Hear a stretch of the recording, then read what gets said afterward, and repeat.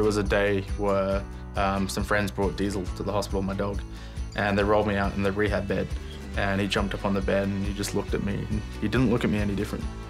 And I thought, if he's not looking at me any different, then maybe the rest of the world won't. I am Able Seaman Mark Daniels. I'm a marine technician in the Royal Australian Navy, and I've been serving for 6 years. I returned on HMAS Cerberus from a Northeast Asian deployment. I was riding my motorbike home and I was hit by a distracted driver. I was in a coma for 10 days. I used 65 litres of blood and my heart stopped 3 times. It was a long time before we knew if he was dead or alive.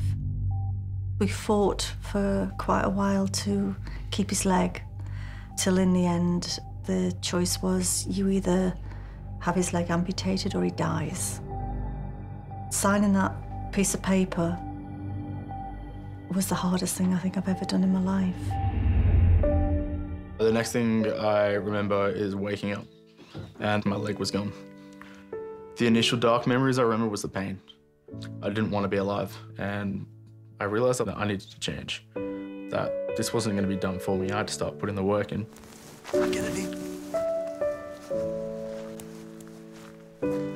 Mum actually had a spare house on the orchard where she lived, and it gave me that chance to learn how to do things again. We came up with some jobs that Mark could do. I had little jobs that just, like, yeah, someone else could have done them in 10 minutes, but for me, it gave me a sense of purpose. I think that, for me, gave me hope because I saw him smiling again.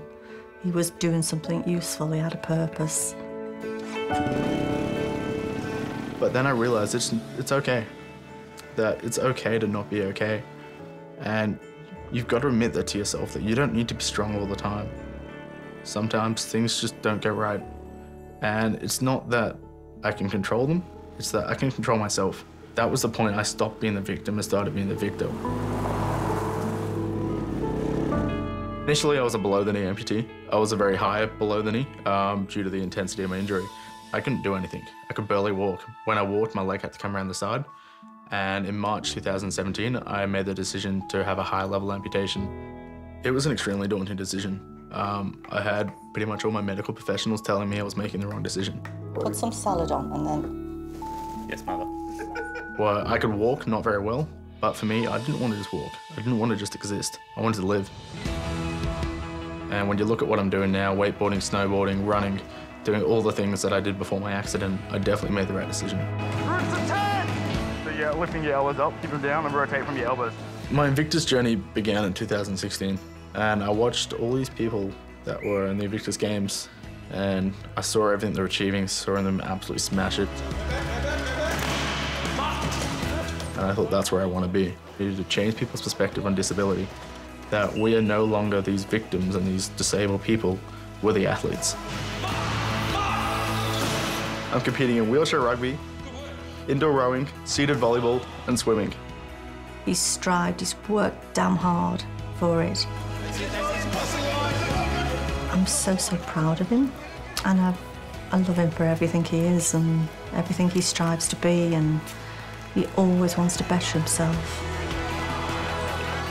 When you have a disability, life's against you, and that's just the hard truth.